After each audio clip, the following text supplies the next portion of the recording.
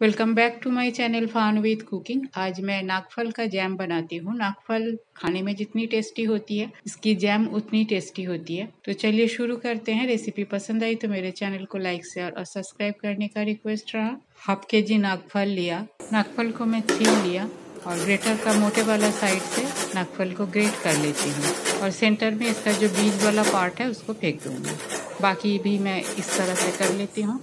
नागफल मेरा ग्रेट हो गया। अब इसको एक मिक्सर ग्राइंडर में डाल के ग्राइंड कर लेती हूँ। इतनी जूसीला ये फ्रूट्स होती है, ग्रेट करते कितना जूस इसका निकाला है। इसको ग्राइंड कर लेती हूँ। एक दो बार घुमाने से ये बड़ी आराम से ग्राइंड हो जाती है।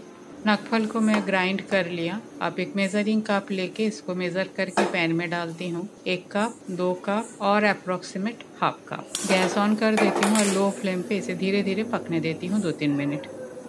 फ्रूट पल्प में उबाल आ गया है और इसे कंटिन्यूअस चलाना है। फ्लेम को बिल्कुल लो रखना है।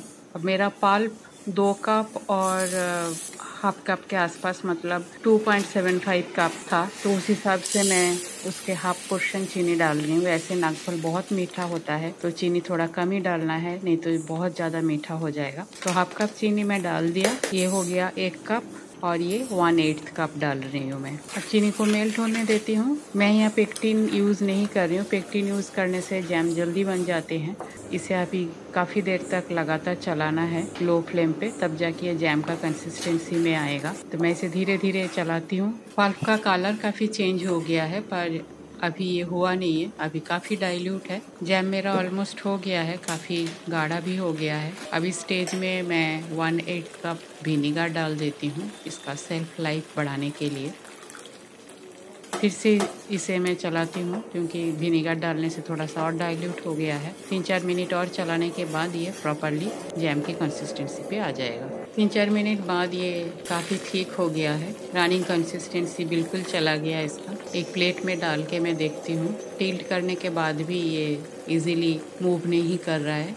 ठंडा होने के बाद ये और गाढ़ा हो जाएगा तो मैं गैस बंद कर देती हूँ और इसे एक बोल पे निकाल के रख लेती हूँ। तो इजी वे में मेरा नागफल का जैम बनके तैयार है। ब्रेड, परोठा, रोटी सबके साथ इसको आप ले सकते हो। रेसिपी पसंद आई तो मेरे चैनल को लाइक शेयर और सब्सक्राइब करने का रिक्वेस्ट रहा। थैंक्स फ्रेंड मेरे वीडियो देखने के लिए। होममेड सिंपल हेल्दी रेसिपी मैं अपलोड करती हूँ। पसंद आई तो अपने फ्रेंड सर्कल और फैमिली के साथ शेयर जरूर कीजिएगा। आज यहाँ तक ही, मिलते हैं कोई और एक हेल्दी सिंपल होममेड फूड के साथ।